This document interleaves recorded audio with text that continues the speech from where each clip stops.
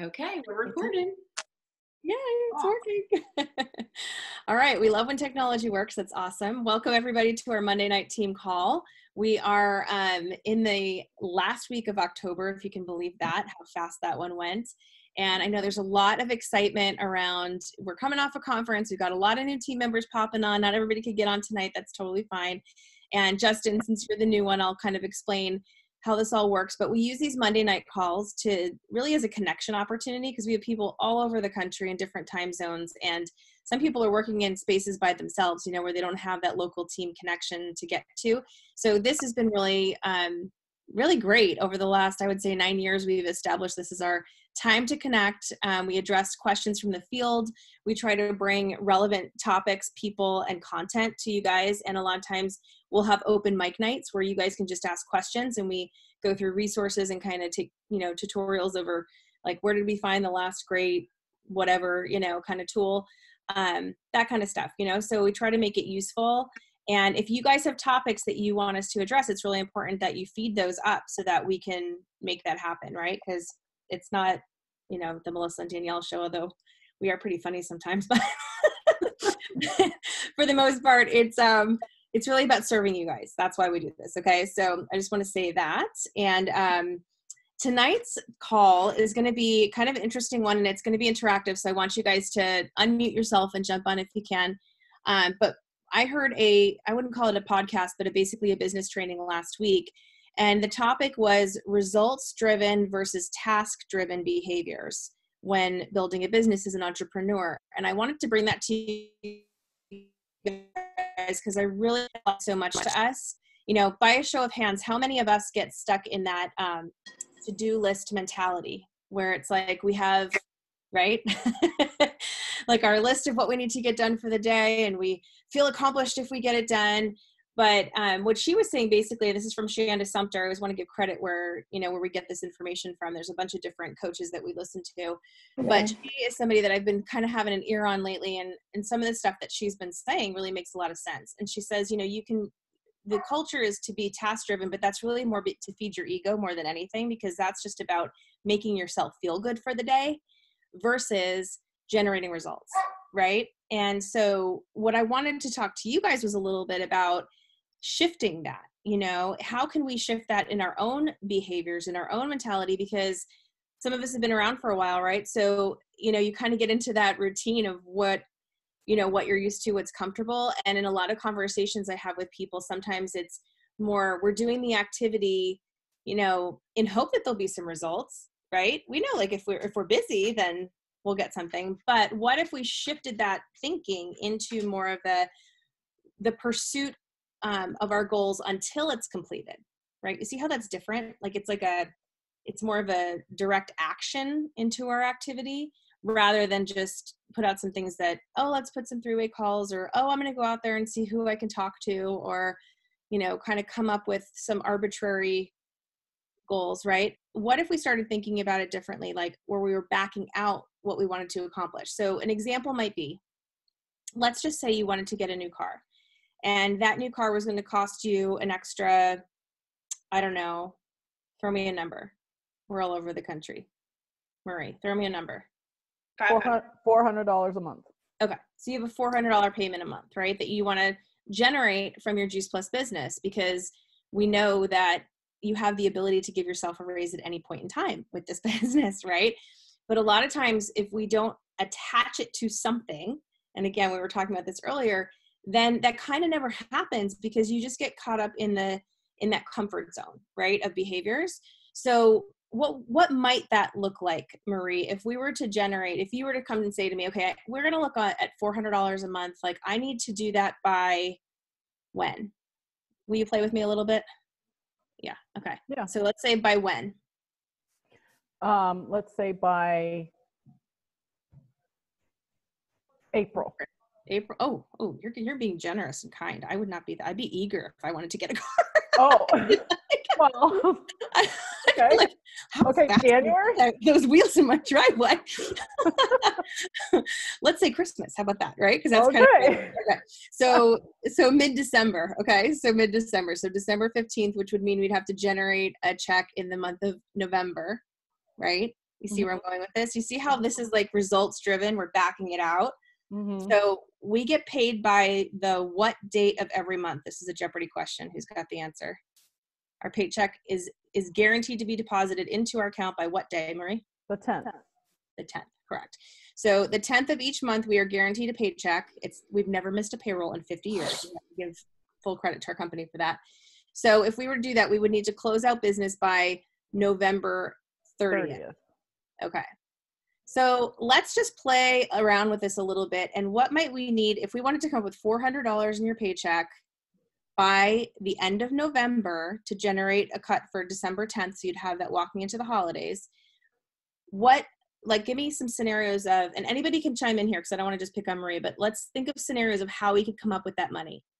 Because this is a real life scenario. Like there might be people on our line that are like, I need money for the holidays, right? Like, let's think about that.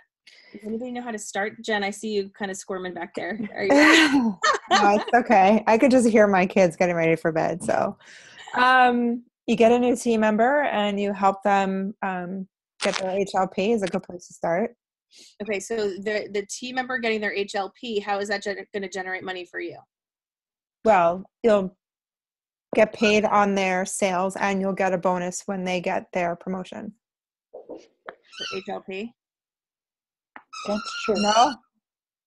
Mm-mm. Oh, Danielle's shaking her head. 1,000 plus though, right? Oh, yeah. That's what I meant. Yeah, but this is why I'm asking this question. Not to pick on you. It's because I want you to have command of the information, right? I want you to think in your head, like, if you're sitting in a situation, you're like, oh, I need to back up. I want you to think Juice Plus first, right? Not somewhere else. Like, let's think of how we can build this to serve us, okay? So our 2,000 plus would generate how much in bonus money for helping support a team member get there? For us, the rep, it would be, what is it, 300? Mm-hmm. I think it's 300. Right. So $300 comes from the bonus money. So your team member, so like we'll use Justin as an example because he's new. So Justin and I link arms and we follow the recipe for success. We set up 3 events in the month of November, okay? 2 live in person and 1 virtual. We get enough leads, conversations, activity going to generate the number of sales that we would need to close that out. And that's going to generate a promotion for him and a bonus for me for helping him, right? You see how that's one way of getting that done. So 300 plus, the runoff of points and commissions that are going to funnel up to you would clear the 400 for sure. Okay. So that's one way. So if you were legit, like bringing on new team members every month and promoting up 2,000 pluses every month, right? You could have an extra $400 bump just on your bonus money. Now the bonuses are a one-time hit, but what that does for your back end numbers is it increases your paycheck, right? Over time.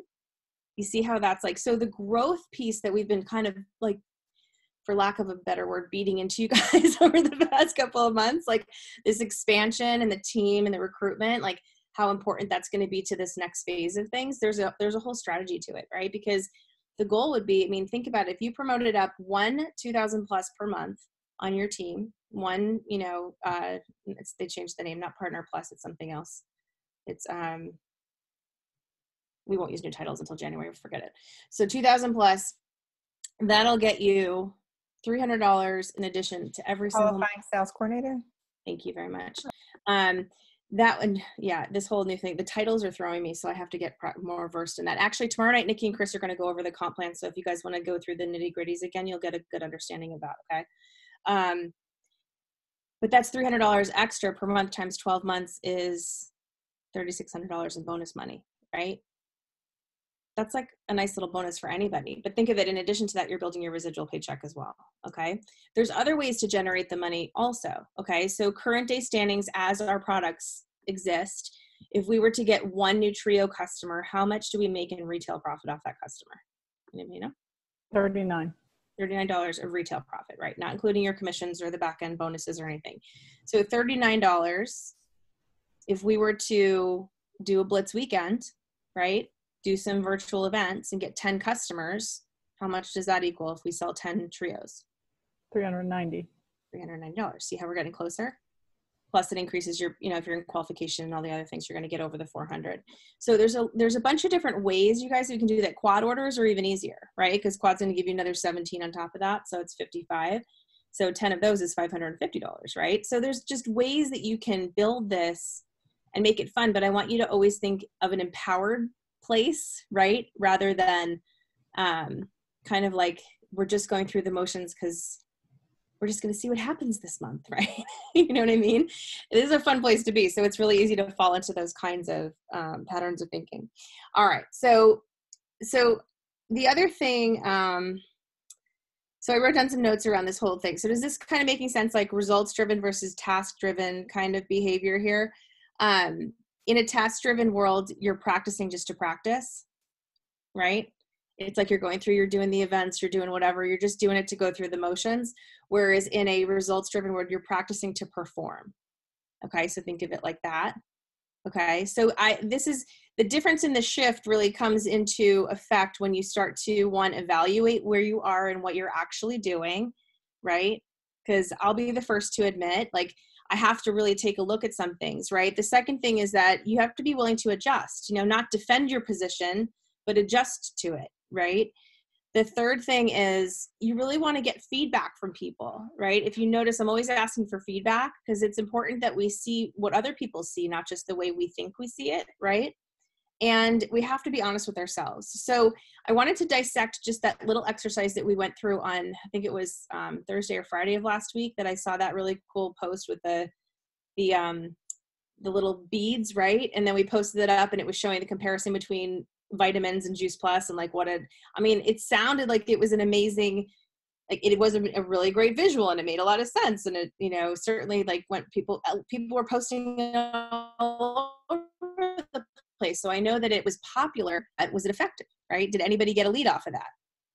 I didn't, right? So that's kind of my point, is that like sometimes we do things because they feel good, but we don't necessarily know if they're going to work or not. And we have to be willing to try stuff too, because it's not always going to be, if you don't try new things, then you'll never get anywhere new, right? So how could we as a group adjust that activity to maybe make it more effective? I'd love to hear your feedback and your input for that, because I don't want to lose the impact of that image, because I think it was really helpful. I want to hear from you guys what you think we could do to use it differently.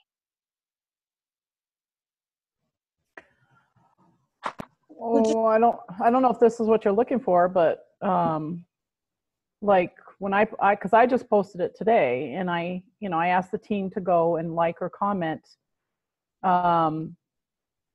something that we could do maybe is act like we're seeing something, like we didn't know this information and we're seeing something like this for the first time, and say, maybe make a comment about what is Juice Plus, or can you tell me more, or can you send me some information, or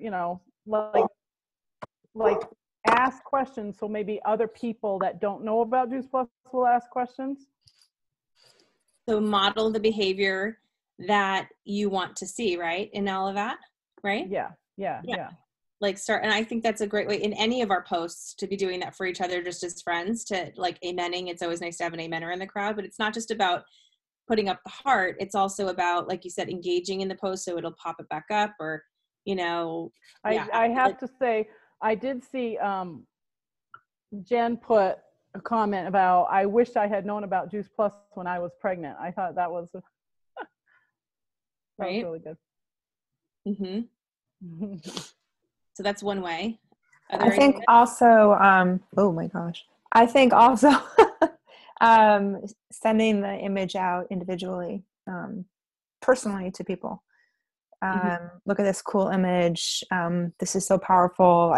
And what we always say, I thought of you because this resonated with me. I thought of you because.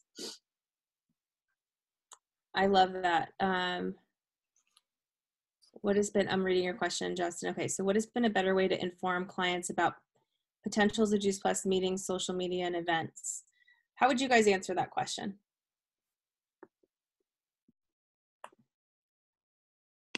All of the above. You're dealing, like, we're dealing with people, and so people respond to things differently. So some people might be totally responsive to, a curiosity post or, some kind of post on social media because that's where they go all day long. Whereas others are more face to face and they want to have the conversation and they want to hear you and see you and feel you and, have that connection. And others are totally cool with like a text message. So it's a little bit of everything. And to Melissa's point, you kind of have to try things and see what does work and also see like what feels best to you too. Some people on the line here might be like super comfortable with social media and like rock it, like Chrisanne does. And others might be just much better like getting people face to face so that they can speak to them one-on-one because, typing something gets them all nervous and they can't, translate it. But if I can get in front of you, then you can hear what my invitation is. So it's kind of a combination of everything. And I would say don't shy away from any of it, right? Kind of try it all. Yeah. If that makes sense. Can I add something in there too? Yeah. I think too, it's like you do certain things for certain, maybe you'll personally text somebody with your, with a different type of a sentence leading into it, maybe mentioning Juice Plus or whatever, but social media, I still feel sometimes it is better to do a curiosity post where you're not throwing the name Juice Plus out there because then they're just going to, Google it or whatever, and then wind up finding out their information from that, whether it's good or bad, and not asking you. So like for different things, like Danielle was saying, maybe there's different ways of treating each thing. Yeah, I agree. And for this doctor talk, we're having a pretty great doctor talk out here this week. And I did something for the first time I've never done is I printed the invitation, the image, and I hand delivered it with a personal note to people like my doctors, like pretty high level people that I've been trying to cultivate. I've been cultivating for a number of years. And actually one of my doctors got back to me tonight that she's going to come. And so I'm really excited, and that worked. I've never done it before and it's working. So you got to try different things, different people, different things. Yeah. And the good news is you can do it all wrong and still get to the top level of the company. Because when I first started, I blew through my warm market in the first, I don't know, whenever, the go time was, I want to say I emailed everybody and I gave them this long synopsis of everything that I was so excited to learn. And I just shut everybody down. And I mass emailed everybody. I didn't do it personal. It wasn't one-on-one. It wasn't, I picked, so it was really, really tough. And then I had to I was determined enough. So this is the resilience piece that I'm going to get to in the end of this here in a minute. But the bottom line is I had to adjust because I was like, oh shoot, that didn't work. And I just blew through that good group of people, right? Who I thought, I was convinced they would listen to me, right? So then I had to start all over and I was like, okay, but I'm not a mom. I can't, the other moms don't take me seriously because I don't have kids. I wasn't quite in the club yet, I wasn't married. I wasn't any longer a professional because I wasn't in the workforce or workspace. I was at home and they all were looking at me like, what did you just do? You just gave up this career to go peddle fruits and vegetables. So it was really a ground level, startup, if you would, from trying to figure out how am I going to connect with people? How am I going to find people that want this and want to listen to what I have to offer, right? And so I just learned to get really good at listening and asking a lot of questions. And that's actually how I met Buffy. And she's still here today. So, it's one of those things, I think once you start, and actually, Justin, that's about the same time I met you. I want to say it was about 6 months after that. So, you ask questions of people to try to understand what their needs are and see if we have a fit. It's not so much us going to try to sell everybody one thing, and that the confusion comes in that we have a universal product. So it really truly does help everybody, but universally, is everybody ready to get healthy?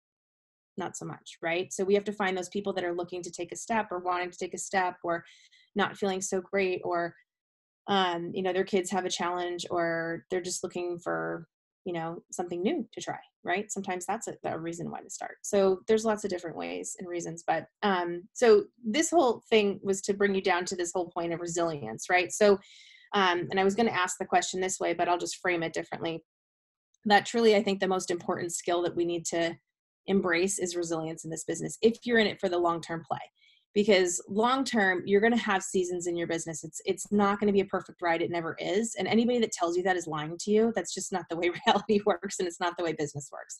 So what we want to do is create a system where, you know, you'll be growing up and maybe you have a little dip, but then you keep going up from there and a little dip. And so you end up at the top of, you know, a much bigger space. But just know that hits are going to come. You know, you can't foresee what they're going to be. And that's hard for a lot of us driven people, because we want to just like control the situation and move with it. Right. But, you know, we had a situation in Colorado where we had some of Marie's upline that left the business, you know, and they were really established. And that was really hard on me because they left at a time where I was vulnerable and tending to my dad, and I couldn't rebuild that space, you know? And so like, I didn't see that coming. Right. But did I give up? Did I cry and, you know, blame them? No, I didn't.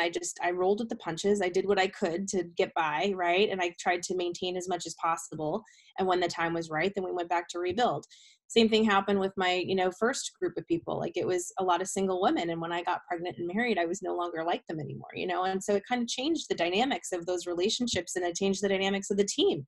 And so a lot of them kind of, I don't know if they just felt that I moved on or what happened. It was one of those, you know, life situations, but I had to find a way to recover from that, you know, and be resilient in going out and pursuing other people. So I think that if you give yourself that, you know, just know that there's nothing you can't recover from here, which is so great. So if you feel like you talked to the dream person on your list and they said no or whatever, like, it's okay. Like, at some point they might turn around and say yes, you'd be surprised, you know, like, and that does happen a lot.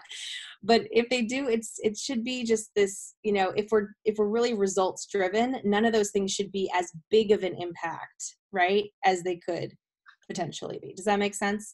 So, so I'd love to hear one way in which you were resilient in your business so far, or maybe one way in which you could be more resilient in your business right now. Think about that for a second. And I'd love for you guys to just unmute and share.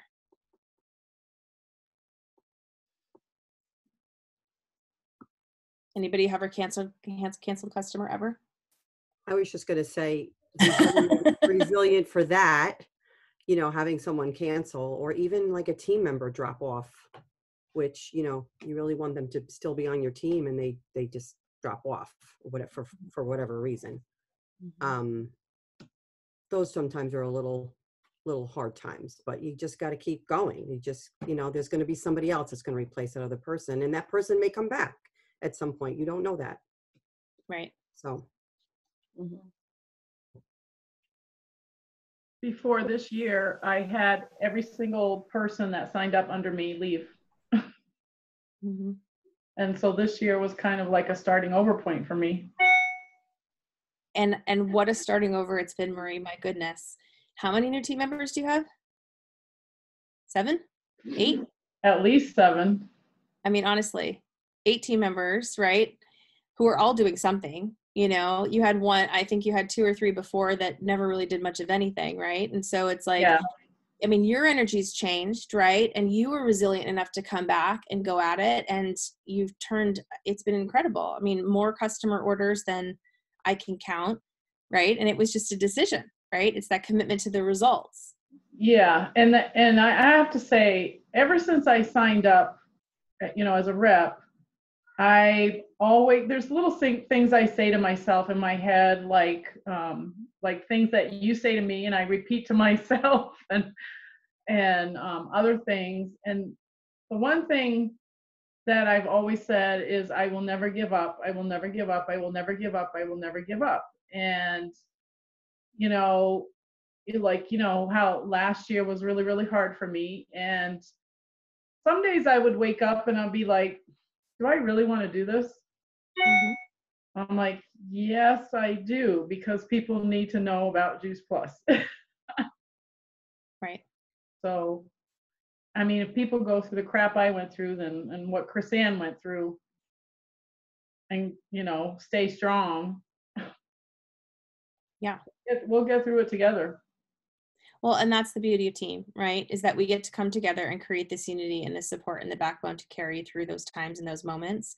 And it's the truth. Like, I think if you really truly understand the mission of this company and this product, then it becomes an ethical decision, you know, to share it. I don't think you can disconnect those two things. I think it just becomes this responsibility in a way, you know. And yeah, I mean, if everybody hasn't had a day where they wanted to quit, then you haven't worked hard enough, you know, or you haven't really gone after something, truly put yourself out there to go after something that you really, really wanted, because everyone's going to come to that point if you're playing hard enough. I mean, every athlete will tell you, like, there's been days when they wanted to walk off the field, you know, they were working so hard or whatever. Like, that's how hard you want to play in your business, because that's where the true rewards come, you know? All right. Any other questions or feedback? Sorry for all the background noise. I don't know what's going on back there.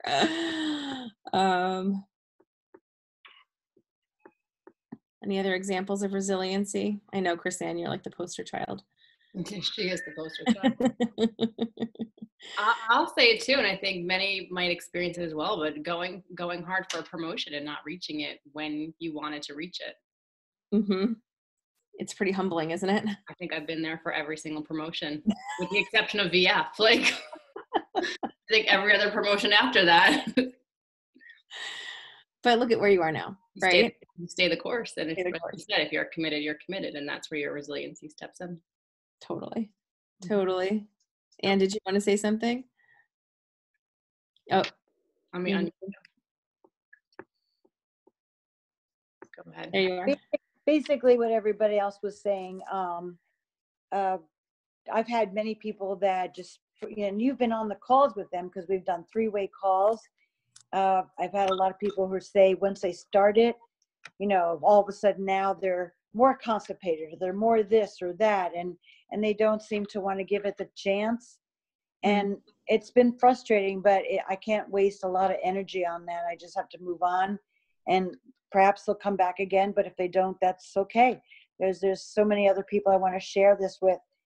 And you get, it's like a commitment. It's not the product. It's just, you just want them to be healthy, like the healthy revolution. You really want to just put the boots on and just really just try to get, and also just getting a better team member that can be a part of this. And as you know, I'm just going to be really much more choosy on who I want to be on the team. Someone who's committed, and, you know, who's teachable, as we mentioned, who just really has the desire to want to learn. You know, and truthfully, you guys, we should be looking for people who inspire us to be better, right? Yes. We want people like, you know, to come on that inspire us to be better leaders, better guides, you know, better reps, all of it, like better people, you know. That's who, when you have a team to rise up to, that's when the best stuff comes out, you know. So sports, when you play sports, you always want someone better than you, because then always they whip your ass, and you want that, you know. Like on the golf course or on the tennis, exactly. Tennis, like I used to play tennis, right? And you always play better, right, when that happens. Okay. So yeah, that's your mom. I'm sure your mom will say that too. Right? Yeah. Right, Yeah. Linda? Yeah. I think one other example of resilience, that everything that everybody has said so far, but one other example, and that's something Melissa and I have been talking about, is having people in your life who need this product so badly and are so sick, and that's become their normal, and you know that they need it, but they dance around it and don't come to it, and you just have to say, it's okay, it's going to be here, I'll be here when they're ready. And if they're not ready, it's, you know, it has to be okay. You can't force it. You can't make something happen that somebody's not ready for, and that's hard. But especially family.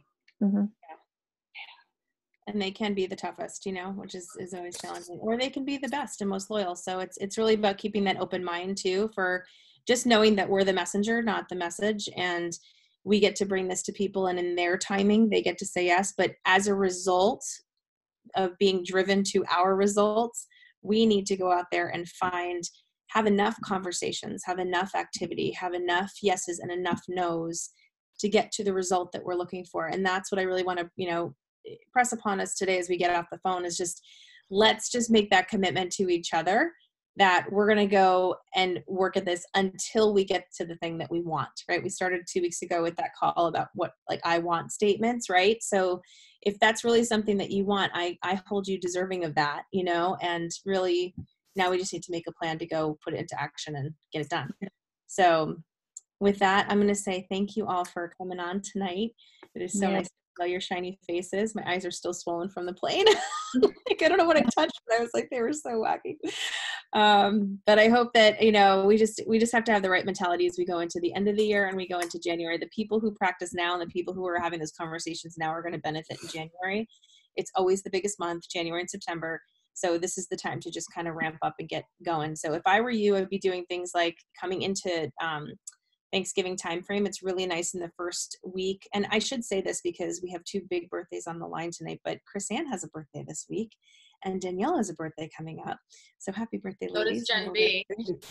Oh, Jen B, when's your birthday? Sandwich Friday. The day after. That's hysterical. It's a Jen sandwich. That is so crazy. Well, happy birthday. The 3 Scorpios. Yeah. Well, you'll be talking to lots of people because they'll be reaching out to you. So it's a great time to pick it up. But what I was going to say is that going into the first week of November is a really great time to take out those handwritten notes and write some personal touches of just, hey, I was thinking about you, right? And drop them either an invitation to something or a gratitude note of thanking them for being a customer, or, you know, some piece of information that you came across that you think might be beneficial to them, but just making it all about them and just paying that love forward. You know, this is a really, really great time for that. So I just want to get back to your thinking, okay? All right, you guys. Thank you so much. It's 6:35 and we'll hop off here. Okay. Good night, guys. Good night, everyone. Good night. Bye, guys.